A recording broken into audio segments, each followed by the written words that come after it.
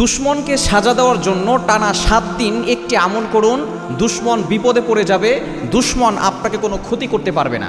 আমাদের আশেপাশে অনেক দুশ্মন এমন আছে যারা আমাদেরকে ক্ষতি করার চেষ্টা করে। মনে রাখবেন, আপনি যত ভালো হবেন আপনার দুশ্মন তত বেশি হবে।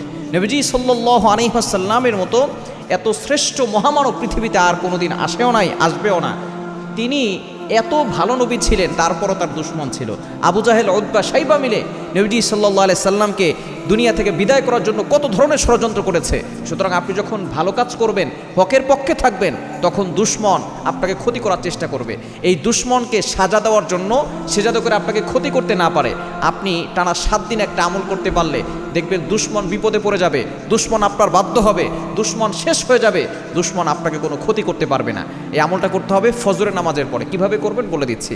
ফজরের নামাজের পরে আল্লাহর গুণবাচক একটি নাম আল মুনতাকিমু, এই নামটা আপনি ফজরের নামাজের পরে আপনি ওইভাবে বসেই তাহা কিবলার দিকে মুখ করে আপনি আত্তাহিয়াতুর সূরাতে বসে 3 বার ইস্তেগফার পড়বেন, এরপরে 3 বার দুরূদ শরীফ পড়বেন, এরপরে আপনি ইয়া মুনতাকিমু, ইয়া মুনতাকিমু, এর অর্থ হচ্ছে হে প্রতিশোধ গ্রহণকারী। আপনি এটা যদি 1000 বার পড়তে পারেন, টানা 7 দিন পড়লে যে আপনার সাথে দুশ্মনী করছে, দুশ্মনী থেকে আল্লাহ তাআলা তাকে আপনাকে হেফাজত করবেন এবং সে এমন একটা বিপদে পড়ে যাবে, সে আপনাকে কখনো আক্রমণ করতে চাইবে না। আপনি ইয়াকিনের সাথে আমল করবেন, দেখবেন আল্লাহর নামের পাওয়ার এতটা বেশি আপনি নিজে উপলব্ধি করতে পারবেন। কারণ আল্লাহ তাআলা নিজে বলে দিয়েছেন 9 নম্বর পারা 13 নম্বর পৃষ্ঠা 4 নম্বর লাইন সূরা আরাফের 180 নম্বর আয়াতে আল্লাহ বলছেন, ওয়ালিল্লাহিল আসমাউল হুসনা ফাদউহু বিহা।